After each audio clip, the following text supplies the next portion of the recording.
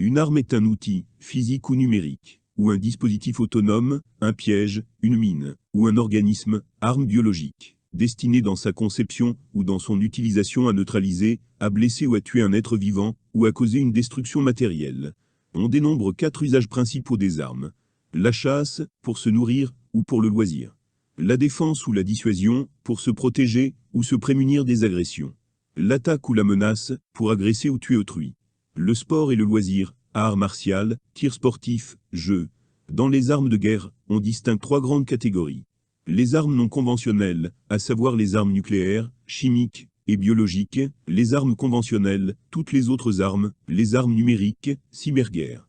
Aujourd'hui, les principaux usagers des armes restent les États, qui tout en contrôlant le développement, la production et l'accès, les destinent en premier lieu aux militaires et à la police. Le contrôle des armes est considéré par certains comme primordial dans une société développée, tandis que d'autres affirment que les citoyens devraient toujours disposer d'une arme afin de pouvoir lutter, si nécessaire, contre un agresseur. Les militaires étendent la définition du terme arme à tous les dispositifs engagés dans l'activité guerrière même s'ils ne provoquent pas de destruction immédiate. On peut ainsi citer le renseignement ou la logistique. L'ensemble des équipements nécessaires à l'utilisation d'une munition, obus, bombe ou missile est qualifié de système d'armes. L'apologue de l'épée et de la cuirasse stipule que toute arme suscite une parade, tandis que toute protection sera dépassée par une arme nouvelle. Autrement dit, que la course aux armements est lancée de toute éternité et est absolument sans fin. Cette course ne doit pas être comprise comme seulement sur le plan de la technologie, mais aussi sur celui de la stratégie, de la tactique. Depuis les préhumains débutant probablement avec un simple gourdin ou en lançant des cailloux, l'Homo sapiens a franchi un seuil important, et peut-être définitif, en acquérant, au cours de la seconde moitié du XXe siècle, jusqu'à une trentaine de fois, la capacité de s'autodétruire totalement. Utiliser ou posséder une arme peut correspondre à plusieurs fonctions. Certaines armes peuvent être utilisées pour plusieurs usages, mais chacune est d'ordinaire plus particulièrement adaptée à un emploi particulier. Les armes d'abattage. Ces armes sont destinées à la mise à mort d'un animal, notamment un animal d'élevage. Le pistolet d'abattage utilisé dans les abattoirs est un exemple de ce type d'arme. Les armes de chasse. Elles sont destinées à permettre la capture, ou, plus souvent, à tuer un animal sauvage, généralement avec l'intention de s'en nourrir, ou de supprimer un animal destructeur pour les cultures ou l'élevage. Les armes de chasse sont souvent utilisées à distance, armes de jet ou armes à feu. La chasse se pratique également, avec des pièges ou de façon rapprochée, épieux, coutelas, les saguets et propulseurs. L'une des plus anciennes armes de jet connues est constituée d'une lance légère lancée à la main dont la propulsion est améliorée grâce à un lanceur qui allonge artificiellement la longueur du bras et donc la vitesse du lancer. Les bâtons de jet. Utilisés durant l'Antiquité et la préhistoire, dans différentes régions du monde, notoirement par les aborigènes d'Australie. Il s'agit d'une pièce de bois lourde et coudée lancée à la main dont le fonctionnement mécanique est le même que celui du célèbre boomerang. Ce dernier a la particularité de revenir au lanceur. Les arcs et arbalètes. Ils sont encore utilisés de nos jours par quelques chasseurs émérites. Certaines civilisations utilisent de petits arcs peu puissants, dont les flèches sont enduites de poison. Les chasseurs à l'arc utilisent généralement des arcs à poulies donnant une puissance importante. L'arbalète nécessite, contrairement à l'arc, un temps de chargement long compensé par des tirs de carreau plus puissants. Les sarbacanes, elles sont utilisées avec des fléchettes empoisonnées, souvent grâce à du curare. Leur dangerosité ne vient donc pas de la force de l'impact. Les lances, utilisées notamment à cheval, pour chasser de gros gibier. Les lances en bois, avec un fer au bout servent dans les exercices de tournoi, affrontements collectifs à cheval de 2 compagnies de cavaliers armés de lances à l'horizontale sous le bras, et de joutes, affrontements 1 contre 1. Les lances sont avec les épées emblématiques de la chevalerie médiévale. Les fusils. Les armes à feu, et notamment les fusils sont utilisés pour leur précision à la chasse depuis longtemps. Leur forme est très variable en fonction du gibier. Ils sont généralement assez encombrants, et ont une cadence de tir réduite, et ou un magasin de faible capacité. Les fusils de chasse à canon lisse, composés d'un ou 2 canons de gros calibre non rayés éventuellement munis d'un système de rechargement manuel ou semi-automatique, tirant le plus souvent des projectiles multiples, pour maximiser la probabilité d'atteindre le gibier. Afin de concentrer la gerbe de plomb, le canon est souvent resserré à la gueule. On utilise alors des chocs. Les carabines à canon rayé, destinées à abattre des animaux de taille importante à des distances parfois longues, ces fusils sont généralement équipés d'un canon à âme rayée et d'un dispositif à répétition manuelle. Ils utilisent des balles d'un calibre plus faible, mais beaucoup plus rapide pour une meilleure portée, et sont souvent dotés d'une lunette, pour assurer une visée optimale. Certaines carabines pour très gros gibier, comme les éléphants, peuvent être chambrées pour de très gros calibres. Les fusils à platine, c'est une arme qui porte, sur des plaques de métal amovibles et plane son propre mécanisme de percussion. À chaque canon correspond un mécanisme et un seul, totalement indépendant de l'autre. Pour des raisons pratiques, ces plaques, que l'on appelle corps de platine, sont placées sur les côtés du fusil, puis de la bascule. Les armes civiles. Les armes possédées par des civils répondent à des usages différents au fil de l'histoire. Par le passé, tout le monde était plus ou moins armé, car les outils servaient tout aussi bien à travailler qu'à faire face aux brigands. La diminution de l'insécurité et l'amélioration de la police, légitime détentrice du monopole de la puissance physique, tend selon certains à rendre les armes de plus en plus inappropriées chez les civils. La nette séparation entre lieu de travail et vie privée, ainsi que le développement technologique réduit d'autant la disponibilité d'armes potentielles dans la vie quotidienne. Les armes de cérémonie et d'apparat. Kris, arme blanche typique d'Indonésie ou de Malaisie.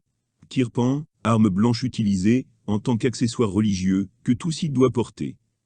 De nombreux outils ont été utilisés comme armes au cours de l'histoire humaine, certains le sont encore. Certains de ces outils ont été modifiés pour un usage exclusivement militaire. Le couteau, il a longtemps été, un objet usuel que chacun portait sur lui.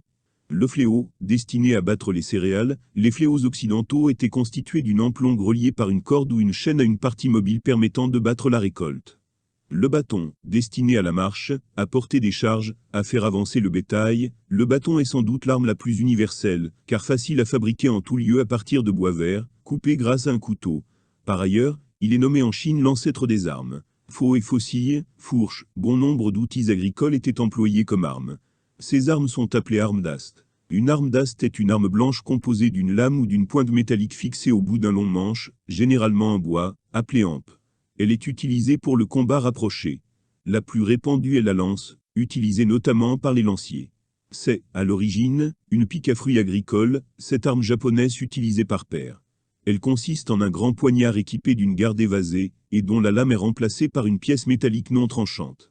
Les armes de contact. Bon nombre d'objets de la vie courante sont susceptibles de servir d'armes. Couteau, cutter, tournevis. Facile à obtenir et à camoufler, ce type d'arme est potentiellement très dangereux. Les cestes, pièces de métal enrobant la main destinées à accroître l'efficacité d'un coup de poing. De plus, il protège les phalanges de son utilisateur, qui peut donc donner plus de coups sans blessure au poing. Sa version contemporaine est le coup de poing américain. Les matraques, armes contondantes, parfois télescopiques pour en faciliter le transport discret, peut contenir un dispositif électrique ou du gaz paralysant. Les forces de l'ordre utilisent également le tonfa, une matraque pourvue d'une poignée perpendiculaire au niveau de la garde. On trouve également des matraques souples, qui augmentent la force de frappe, par leur léger mouvement de fléau. Les lacets étrangleurs. Utilisés depuis toujours, ces armes sont toujours en service dans certains commandos. Leur usage fut offensif, elle était l'arme favorite des sultans, pour faire exécuter leurs opposants, mais aussi institutionnelle au service des bourreaux, pour exécuter les condamnés à mort par exemple dans la Rome antique, ou plus récemment en Espagne. Plus souvent utilisées par les forces de l'ordre, ou éventuellement pour la défense du domicile, les armes à feu sont inégalement répandues dans le monde. Certains pays en limitent considérablement la détention. Le port de l'arme est souvent sévèrement limité. En France, contrairement à certaines idées reçues, seules les forces de l'ordre et quelques catégories de prestataires de sécurité, comme les convoyeurs, sont autorisés à porter une arme apparente. On trouve pour l'essentiel les armes de poing. En France, la législation découle de l'origine des munitions. Toute arme chambrant une munition de guerre est considérée à part. Les fusils tactiques, qui sont des fusils de chasse à âme lisse, compacts, et dotés d'un magasin plus grand. Les armes de guerre. Les armes de contact. Les principales armes pendant l'Antiquité et au Moyen-Âge, les armes de contact ont de multiples formes, destinées à des troupes de nature variée. Infanterie plus ou moins bien équipée, soldats d'élite, cavalerie, défense de places fortes. L'épée ou le sabre sont des armes purement guerrières, et qui par conséquent ont été dans de nombreuses cultures, le symbole des guerriers, la noblesse en Europe, les samouraïs au Japon. La lance constituait sans doute l'arme la plus répandue chez les simples soldats. L'introduction progressive des armes à feu rendant les protections inopérantes, les armes de contact se sont également allégées. L'arme de contact s'est finalement limitée à la baïonnette, une lame ou une pointe fixée au canon du fusil, et servant à la mêlée finale après les échanges de tirs. Avec l'amélioration de la cadence de tir des armes à feu, la baïonnette a perdu de son intérêt bien que les fusils d'assaut modernes puissent toujours être équipés d'un couteau à leur canon. L'arme de mêlée est en usage, jusqu'à la Première Guerre mondiale, la baïonnette Rosalie, les poignards de tranchée, les bêches à lame affûtée, et d'autres masses d'armes improvisées dans les tranchées. Les armes de jet et de trait. Très tôt, les armées ont cherché à frapper l'adversaire à distance en utilisant des armes de jet. Les projectiles sont propulsés à la main ou avec un lanceur. Les lances, les frondes, les arcs ont été utilisés dès l'Antiquité. On doit également citer l'arbalète, lente et puissante utilisée pour les sièges en Europe, légère et à répétition chez les Chinois. Les seules armes assimilables à des armes de jet présentes dans les arsenaux actuels sont les grenades à main. Les armes à feu individuelles. Pistolets, revolvers, arquebuses, fusils, fusils à pompe, pistolets mitrailleurs, carabines, fusils d'assaut, mitrailleuses, tromblons, sont les principales armes à feu utilisées par les armées. Le revolver, première arme à feu à répétition, a clairement signé la fin du règne des armes blanches. D'une conception simple, les munitions sont contenues dans un barillet. Une publicité en faisait l'apologie en ces termes. Dieu a fait des hommes forts et des hommes faibles, Samuel Colt les a rendus égaux. Le pistolet automatique remplace efficacement le revolver. Son système d'alimentation par chargeur lui offre une cadence de tir nettement supérieure, une capacité accrue et un encombrement inférieur. C'est une arme plutôt orientée vers la défense individuelle, qui est généralement réservée aux officiers qui ont peu à se servir de leur arme. Le pistolet mitrailleur, entre le pistolet automatique et le fusil mitrailleur, est une arme individuelle, très efficace à très courte portée, 5 à 50 mètres, qui utilise des munitions d'armes de poing. Le système d'alimentation en munitions se fait par chargeur. La faible puissance des projectiles a initialement permis de développer des armes légères automatiques à des fins militaires. Avec l'apparition des fusils d'assaut, le pistolet mitrailleur est tombé en désuétude dans les armées, mais son usage s'est répandu dans la police, la lutte antiterroriste et la protection rapprochée. Le fusil est la principale arme à feu militaire, il s'est particulièrement amélioré dans le courant du XIXe siècle, en cadence, portée et puissance. Cela n'a pas empêché les généraux de l'époque d'organiser des massacres en faisant la guerre en ligne à la mode du siècle précédent, boudant les carabines à répétition d'une portée moindre, mais présentant pourtant une cadence sans équivalent, au titre qu'une arme de ce type rendrait le combat au corps à corps inutile et qu'en conséquence, les armées deviendraient pleutres. Le fusil devenu fusil d'assaut, fonctionnant en mode semi-automatique ou automatique, est de moins en moins l'arme principale d'un conflit militaire. Les armes lourdes, les moyens de communication avancés avec l'artillerie ou l'aviation rendent le fusil moins important. Il reste toutefois une arme individuelle nécessaire, ne serait-ce que pour assurer la prédominance des troupes dans les environnements hostiles. Les grenades à fusil. Les grenades à fusil sont des projectiles explosifs. Certaines sont tirées au moyen d'un fusil, tandis que les autres le sont par des armes spécifiques. Les grenades, généralement employées contre l'infanterie ou contre les véhicules légers, peuvent être tirées à plusieurs centaines de mètres selon une trajectoire courbe. Les grenades à fusil ont tendance à céder le pas aux grenades de 40 mm, plus précises. Ce second type de grenade existe en deux modèles, les grenades à faible vélocité tirées depuis des armes individuelles, et les grenades à haute vélocité tirées depuis des armes spécifiques. Ces lance-grenades lourdes développées pendant la guerre du Vietnam sont capables d'un tir automatique et étaient montées initialement sur des hélicoptères, puis sur des bateaux de patrouille et des véhicules terrestres. Les armes lourdes. La mitrailleuse est apparue au XIXe siècle sous la forme de la fameuse Gatling pourvue de plusieurs canons rotatifs. Tout d'abord considérée comme une pièce d'artillerie, elle accompagne l'infanterie dans ses déplacements au cours de la Seconde Guerre mondiale. La mitrailleuse permet un tir nourri à longue et à courte portée. Il existe deux types de mitrailleuses ayant cet usage. Les mitrailleuses légères et fusils mitrailleurs, calibre inférieur à 7,62 mm, et les mitrailleuses lourdes, 12,7 mm pour l'OTAN. Cette dernière est généralement pourvue de deux canons interchangeables, l'un pour tirer pendant que l'autre refroidit. La mitrailleuse est également montée sur des véhicules. Est appelée mitrailleuse un calibre inférieur à 20 mm, tandis que les canons emploient un calibre supérieur ou égal à 20 mm. Le lance-flamme est une arme incendiaire apparue au cours de la Première Guerre mondiale. Portée par un soldat, ou montée sur un véhicule, c'est une arme particulièrement cruelle utilisée à courte portée contre des fortifications, des tunnels ou des zones herbeuses, dans lesquelles des soldats ennemis sont susceptibles de se cacher. Le lance-flamme est désormais interdit par les conventions en vigueur, ce qui a sans doute contribué à motiver l'armée française à mettre en œuvre des unités de débroussaillage performantes. Les armes incendiaires se présentent en tout état de cause de plus en plus, comme des munitions spécifiques, grenades, roquettes, bombes, obus qui permettent un tir à distance. Les mortiers. Le mortier est une pièce d'artillerie, dont le calibre varie entre 45 et 81 mm pour les armes portables et atteint 160 mm pour les armes plus lourdes. Il fonctionne selon le principe du tir indirect, les projectiles sont tirés vers le ciel et retombent verticalement sur leur cible, ce qui permet de bombarder une cible par-dessus un obstacle. Les canons. Le canon est l'arme lourde par excellence. Il fut longtemps chargé laborieusement par la gueule, et tirait alors à assez courte distance des boulets inertes destinés à ébranler les murs ou portes des forteresses ou les coques et les superstructures des navires. On chauffait parfois ces boulets dans un foyer, pour les rendre incendiaires, d'où l'expression tirer à boulet rouge, ou on les réunissait par paires au moyen d'une chaîne voire d'une barre, pour démater les navires ennemis, ou faucher les occupants d'un pont. Ils ont très fortement évolué durant les 2 derniers siècles, tirant désormais des obus de différentes natures, explosifs, perforants, incendiaires, chimiques, toujours plus loin et toujours plus vite. On les classe principalement par leur calibre. Entre 20 mm et 30 mm, ils équipent les avions ou ils remplacent les mitrailleuses pour les attaques de troupes au sol ou la destruction d'objectifs faiblement blindés. 30 mm à 40 mm, canons antiaériens montés sur véhicules automobiles ou tractés. Sur les chars de combat, le calibre va de 50 à 125 mm. Les canons automoteurs ou tractés voient leur calibre évoluer de 75 à 203 mm, on l'appelle l'artillerie. Sur les gros croiseurs de marine, des canons dont le calibre atteignit jusqu'à 460 mm, ils sont désormais progressivement remplacés par des batteries de missiles. Les bombes. Les missiles, des projectiles autopropulsés et guidés ayant pour mission de transporter une charge militaire sur un objectif en vue de sa destruction. Les missiles balistiques ont été mis au point pendant la Seconde Guerre mondiale, et n'ont cessé d'être perfectionnés.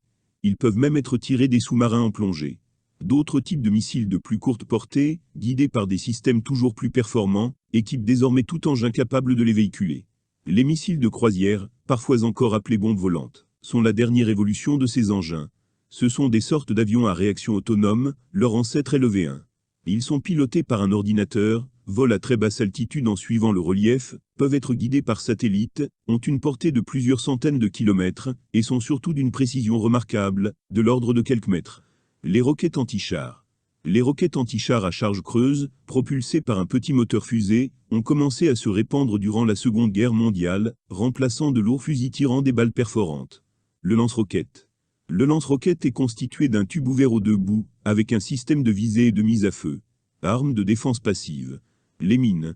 La mine est un équipement camouflé dans l'environnement se déclenchant au passage d'une cible potentielle.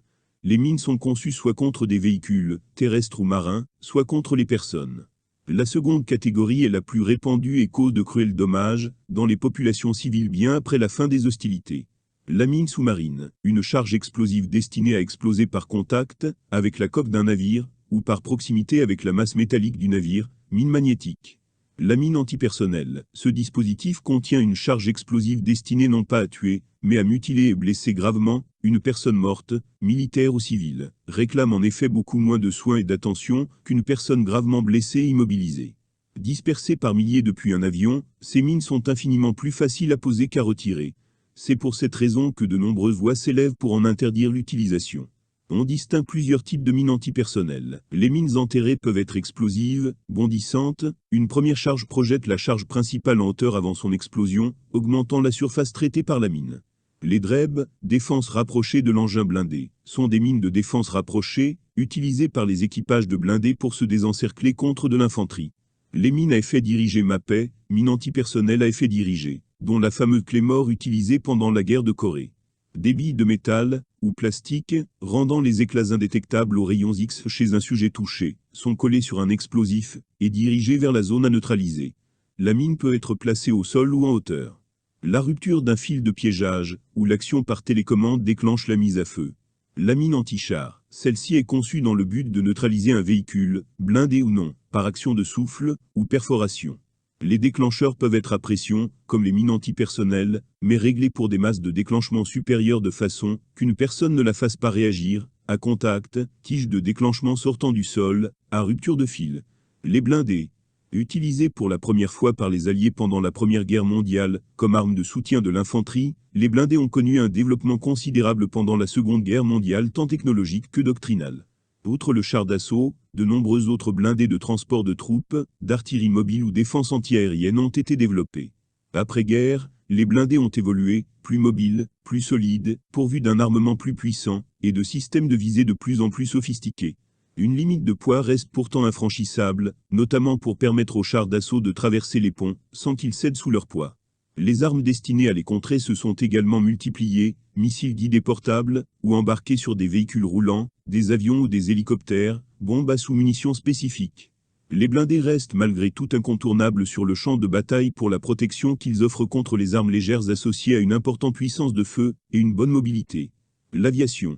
Introduite au cours de la Première Guerre mondiale, et uniquement pour la reconnaissance, les premiers combats se sont faits par l'échange de tirs de pistolets et de fusils. Rapidement, des mitrailleuses ont été montées à bord, soit servies par un mitrailleur à l'arrière, soit montées dans l'axe de l'avion. Au commencement de la Seconde Guerre mondiale, l'aviation a vu ses rôles se multiplier. Logistique, parachutage de matériel et de troupes, reconnaissance, appui aérien sur le champ de bataille, bombardement stratégique des infrastructures ennemies et chasse. Des progrès considérables ont été accomplis en quelques années. L'aviation a permis de porter le conflit en dehors des champs de bataille directement derrière la ligne de front. Elle a également permis de s'attaquer aux populations civiles, avec l'objectif de briser son moral. L'utilisation à 2 reprises de l'arme atomique par les États-Unis à la fin de la guerre a considérablement renforcé le rôle stratégique de l'aviation. La maîtrise de l'air est devenue une condition absolument nécessaire à la victoire. L'aviation militaire s'est développée après-guerre en suivant une débauche de technologie. Le moteur à réaction a offert une puissance considérable permettant aux appareils d'emporter plus d'armes et de pouvoir voler au-dessus de la vitesse du son. Des radars embarqués permettent de repérer les cibles en les roues au sol et d'assurer une navigation sûre au plus près du sol, de la parabole orientable dans le nez de l'appareil à l'antenne à balayage électronique. L'armement s'est vu renforcé par des missiles guidés par infrarouge ou par radar, sans que le canon disparaisse pour autant. De nombreuses munitions d'attaque au sol ont également été développées, guidées et autonomes, pour assurer un maximum de sécurité aux bombardiers. Dans le même mouvement, les armes anti-aériennes se sont enrichies, canons à pointage radar, missiles solaires de haute altitude, et de longue portée ou missiles à courte portée rapide, et manœuvrant montés sur des véhicules ou portables pour l'infanterie. Les appareils modernes sont particulièrement instables pour leur offrir la meilleure maniabilité, seule l'aide de l'informatique permet de les piloter sans risque. L'hélicoptère prend également une place de plus en plus importante depuis les années 1960. Destiné à déplacer des troupes, ou les appuyer au sol, et également à combattre les chars d'assaut, il permet une mobilité inconnue jusqu'alors. Marine. La marine est l'une des plus anciennes armes.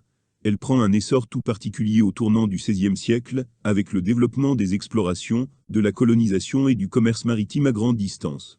La marine permettait d'acheminer des troupes pour le contrôle des colonies, et de protéger les routes commerciales maritimes aboutissant, et partant d'Europe.